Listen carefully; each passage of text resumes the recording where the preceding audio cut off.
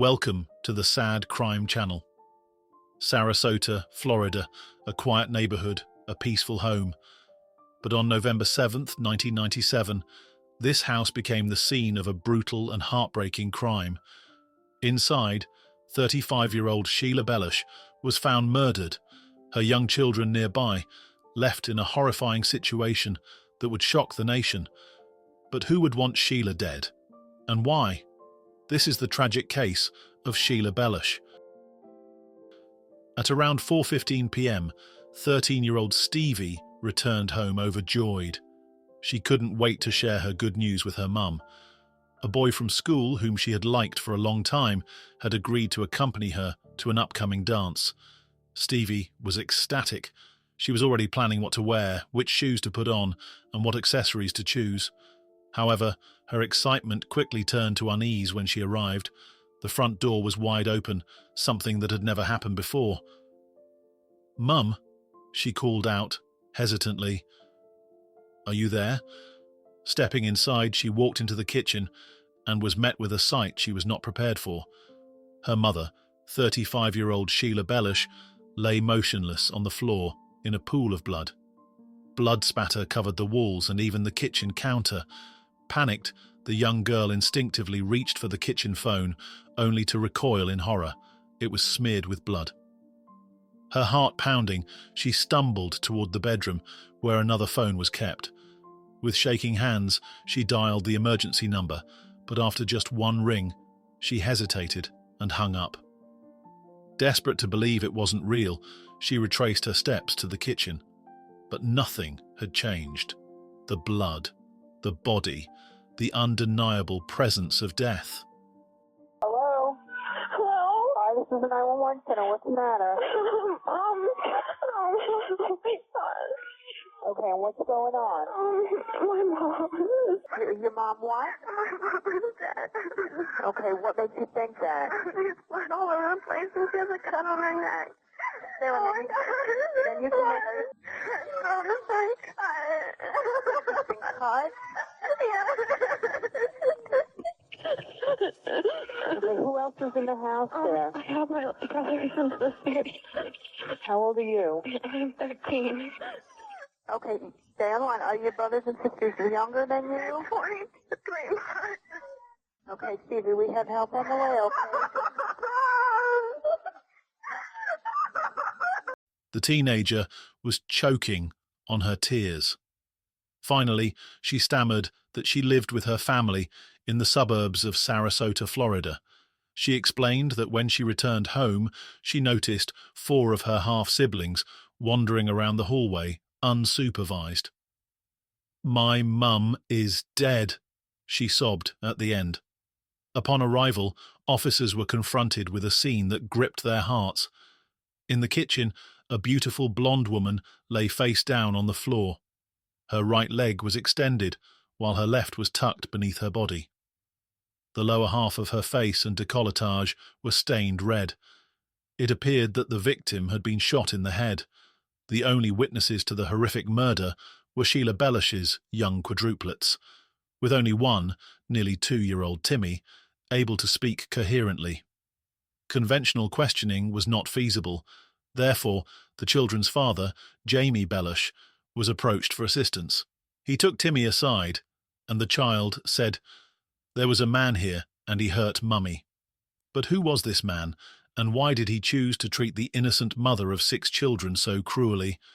No valuable items were missing from the house, and Sheila had not been attacked in any other way, ruling out 2 common motives for such crimes: theft and assault. At first glance, it seemed like a long and arduous investigation. However, these were merely appearances. Sheila Lee Walsh was born on the 19th of October, 1962, in Topeka, Kansas, USA. She was not only a beautiful woman with thick blonde hair, but also a person with an incredibly strong character. She was known for her perseverance, something many could envy. After graduating from high school, she worked as a receptionist in a law firm. She dreamed of a successful, loving relationship. When she met Alan Van Hout, she completely lost her head for him. He was handsome, charming, and caring.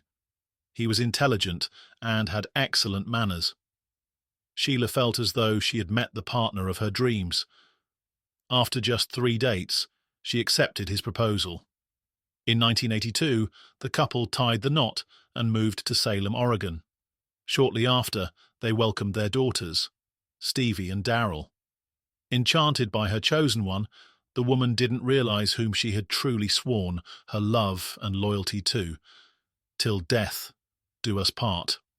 Alan, born on the 5th of June 1955 in Eugene, Oregon, as the son of a single mother with many problems.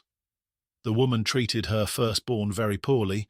Once, she hit him in the face with a stick, breaking his cheekbone and ribs. On another occasion, she poured gasoline on him and tried to set him on fire. The boy, subjected to abuse, grew into a man with a rather unpleasant character. His main flaw was an obsessive desire for control, as well as a tendency to lie. Shortly after their wedding, he came up with an ambitious idea. He planned to open a chain of electronic stores. He prepared an excellent business plan, which he also presented to his father-in-law. Don Walsh couldn't praise his son-in-law's initiative enough. He gladly invested all his savings into his venture. Furthermore, he transferred his properties to Alan. He hoped that by doing so, he would multiply his wealth many times over. The plan ended up failing, mainly due to the greed of its author.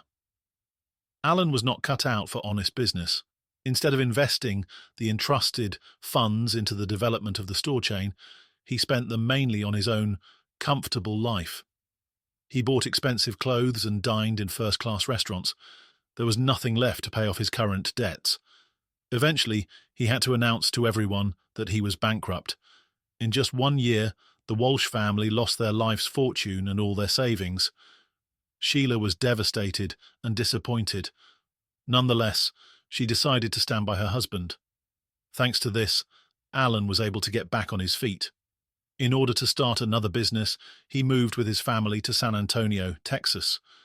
He changed his surname to Blackthorne and, with his new identity, began taking out more loans. Alan began importing and selling muscle stimulation devices, which he resold at a huge profit to wealthy clients, mainly doctors. He excelled in his new job. He was eloquent, charming, and possessed charisma, which allowed him to break down the resistance of even the most skeptical conversationalist.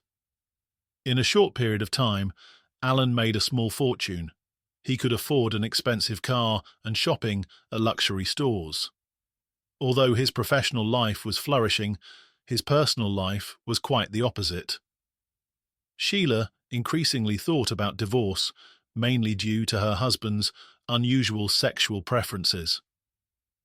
Alan had a strong desire for pain and humiliation. He regularly engaged with women for intimate sessions involving power dynamics. What was even worse, he expected his wife to watch these scenes. At first, Sheila agreed to everything for the sake of the family. Over time, however, she came to the conclusion that she could no longer bear it. She moved out of the marital bedroom.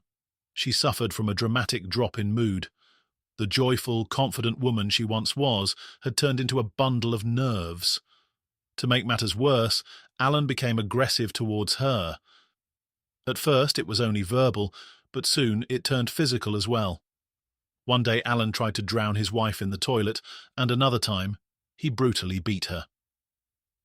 Sheila reported all the incidents to the police. At that time, she didn't realize that Alan had a history of similar behavior with his 2 former wives. In 1987, after just 5 years of marriage, the couple decided to divorce, marking the beginning of a 10-year-long, dirty, legal battle. Both sides accused each other of the worst: abuse, exploitation, neglecting the children.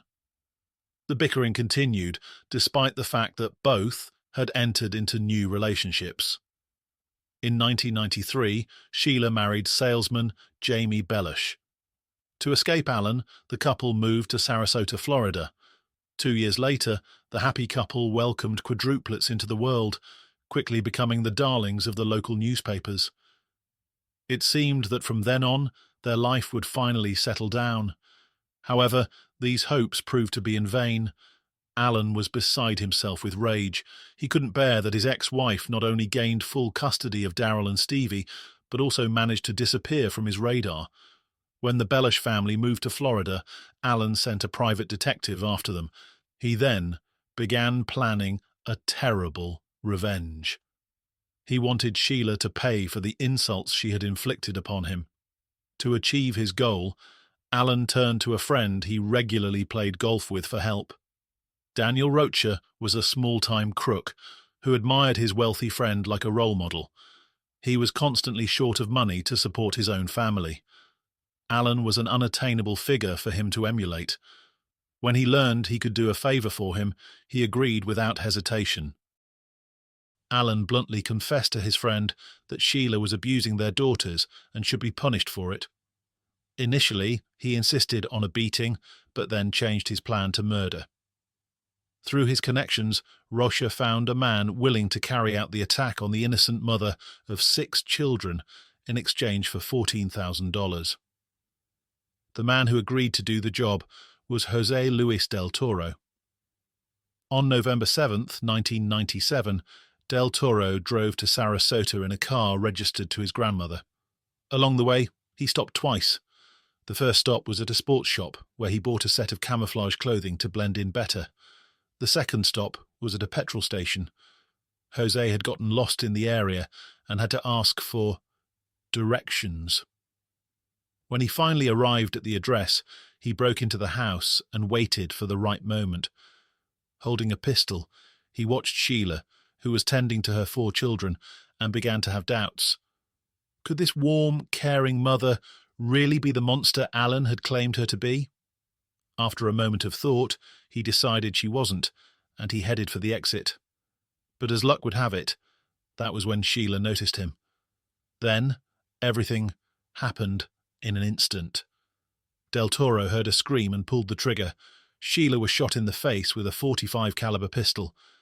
When she fell to the ground, the attacker, just to be sure, slit her throat with a knife he had found in the kitchen before fleeing, leaving the crying children crawling on the floor. José Del Toro didn't realize that he had left numerous biological traces at the crime scene. To make matters worse, one of Sheila's neighbors noticed his car outside her house and wisely recorded the license plate number. As a result, despite the murderer fleeing to Mexico, he was quickly caught and deported back to the United States. In July 1999, he confessed to first-degree murder and armed burglary, for which he received a sentence of 2 consecutive life terms without the possibility of parole. While the police were trying to locate Del Toro, it came to light that another person was involved in the murder, namely Sammy Gonzalez, Del Toro's cousin. During the interrogations, he revealed what had actually happened and implicated the others involved. It was actually Gonzalez who recruited his cousin, Joey Del Toro, to carry out the murder. In 2003, he pleaded guilty to solicitation of capital murder and was sentenced to 15 years in prison. After the arrest of the perpetrator, investigators easily traced the mastermind behind the entire operation. Alan Blackthorne, although he had consistently denied any involvement in the death of his ex-wife, was found guilty of conspiracy to commit murder and domestic violence. Like Del Toro, he received 2 life sentences without the possibility of parole. He was sent to a federal prison in Beaumont, Texas. Daniel Rocha, who was involved in the murder of Sheila Bellush, was sentenced to life in prison without the possibility of parole. Tell me what you know about this incident. Apparently this has been built. It's supposed to be school beater up. Supposed to be just a beating and nothing about the killing was supposed to be occurred. That and saw the news and sad about it, discussed. Who committed this murder? So sad. That total. Just want to get the truth out. I feel very sick by this. Said that he had shot her, but eventually I guess she was still moving or something like that. And no application. Got a knife? Yeah, I got a knife. Point in time, Danny Rocha told Joey Della Torre, then you might as well kill her. He said that the best way to do it is if you want to use 10 grand is to kill her. You said before shoot her. Did that slip up, or is it possible he said kill her and shoot her? Well, just kill her. You can say shoot her or just stab her or whatever.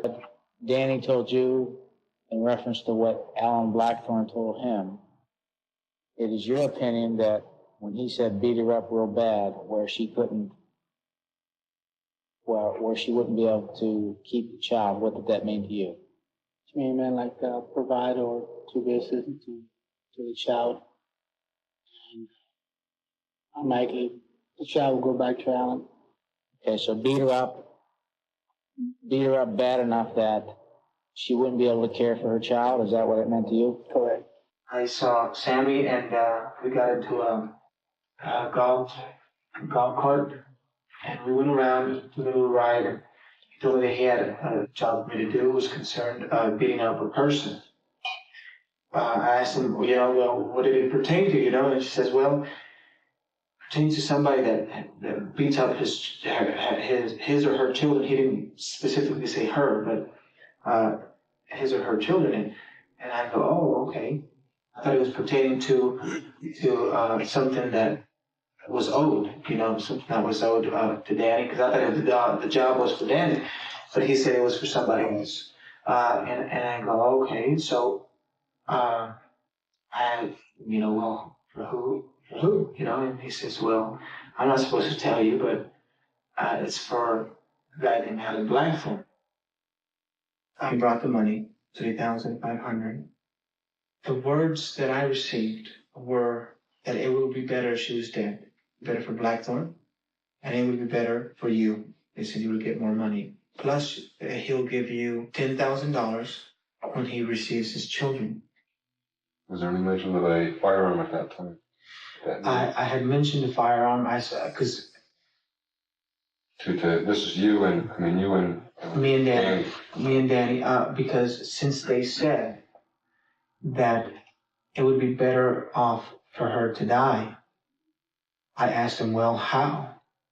You said they, so Sammy was also saying to you it would be better at that time? Uh-huh. Okay. And I said, well, how, And Sammy says, well, I guess shoot her. You shoot her and get it over with, It's easier. She won't scream or she won't do anything, whereas if you would beat her to death, you'd have problems. Basically, what you seen her doing with the kids was a loving and caring mother. Yes, she was. She was a loving, caring mother. Actually, I didn't want to do it. I didn't want to do it because, like I said in the courtroom, it wasn't me. And I'm going to say something, and that's probably the only thing that I'll say concerning what happened in the house. But I was about to leave when she noticed that the door was open. Because he had left the door open to the laundry room that goes into the garage. I left the door open, and she noticed it. And I saw her notice it. And I couldn't run, I couldn't do anything. And so, well, Alan's motive for orchestrating the murder of his ex-wife, Sheila Bellush, was driven by a combination of revenge and control. After their divorce, Sheila gained full custody of their two daughters, Stevie and Daryl, and later remarried, starting a new family with quadruplets. This deeply angered Blackthorne, who felt humiliated and threatened by her independence and happiness. He could not accept losing control over her or the life they once shared. His desire for retribution led him to plot her murder, believing it would make her pay for what he perceived as the disrespect she showed him. He sought to make her suffer for leaving him and starting anew. in 2001, was attacked by a prison gang and narrowly escaped with his life. After this incident, he was transferred to Florida. On November 18, 2014, the 59-year-old died in the federal prison in Terre Haute, Indiana. The cause of death was not made public. After Sheila's tragic death in 1997, her 6 children faced significant challenges. Stevie and Daryl, her daughters from her first marriage to Alan Blackthorne, were 13 and 11 years old at the time. The quadruplets, born in 1995, were just 2 years old. Following Sheila's death, Jamie Bellush, her second husband, assumed responsibility for all 6 children. He and Sheila had been married since 1993, and they had the quadruplets together. Jamie, along with his family, provided a stable environment for the children, helping them cope with the loss of their mother. As of recent reports, Stevie Bellush, now in her late 30s, has been recognised for her resilience in overcoming the trauma of her mother's murder. She has worked to rebuild her life and has been involved in various community activities. Information about the current whereabouts and activities of Daryl and the quadruplets is limited, as they have maintained a low public profile. The family has chosen to keep their personal lives private, focusing on healing and moving forward from the tragic events of their past. Sheila Bellush was a loving mother who, despite the hardships she faced, remained devoted to her children. Her warmth, strength and resilience continue to inspire those who knew her. Though her life was tragically cut short, the love she gave to her family will always be remembered. Sheila's legacy lives on through her children, who have persevered and grown in the face of unimaginable loss. She will forever be in the hearts of those who loved her. Thank you for listening, and until the next episode,